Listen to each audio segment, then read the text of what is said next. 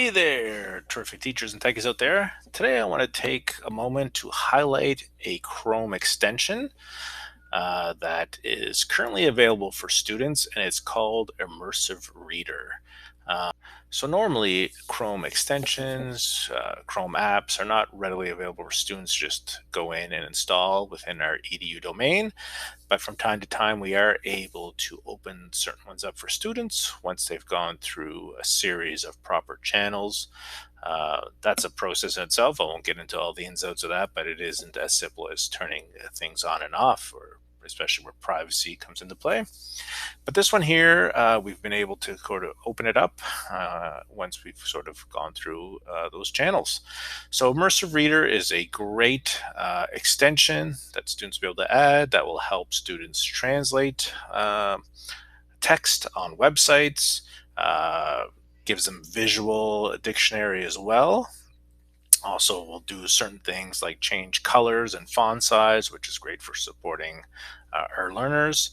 And it's a tool that's not overly complicated to use. There's not a lot of tons of features within it to sort of overwhelm the user. So it's a nice little tool, and teachers will be able to use this as well. So just to show you what it looks like, so I have it already added.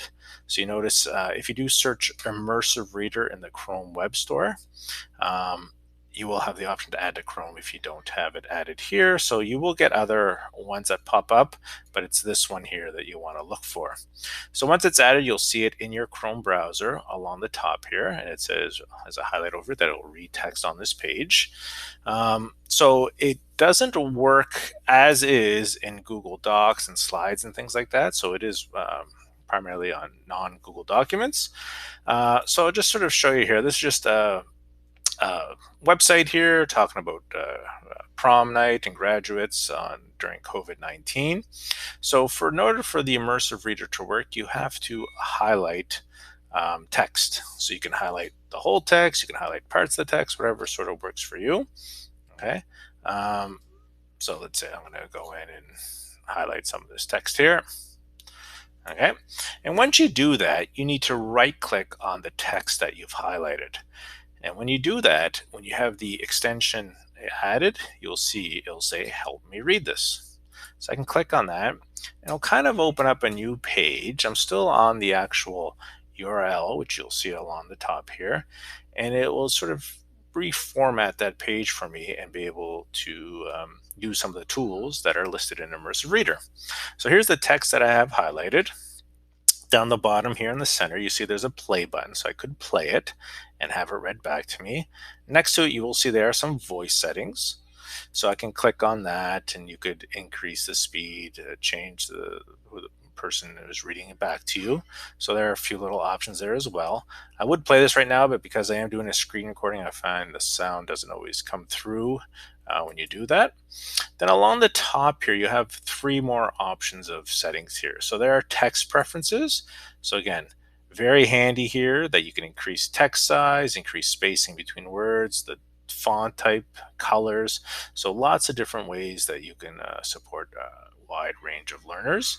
Next to that, you have grammar options. So you could have it that would highlight parts of speech and syllables, and you can turn those on as needed and highlight things in different colors. And the last option are your reading preferences. So this one is where you can toggle, have things on and off. So there's a picture dictionary. So not every word, but a lot of the words will have a visual dictionary to go with it. You could have it translate as well. So this is great for students or EAL students. So they could select the language that is, their first learned language and go from there. And I'll just have it in French for now. And you could translate by word or translate by document, whatever sort of works for you. So what would happen is the student could play this back. It would read this as is in the language here.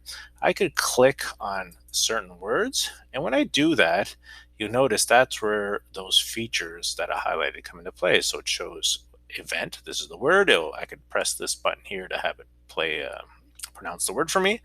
Because I've selected French as my translation, it shows me that word in French.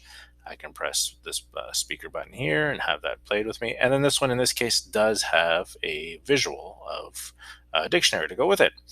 So again, not every word would do that. Things like proper names. Again, it would take the English name, pronounce it as in French, okay, but again, no visual for the last name there. So not every word will have that, but a lot of the words that do, a lot of the sort of nouns will have that, verbs, things like that. So this is Immersive Reader. Just wanted to highlight that it is open for students. Great tool that they can add.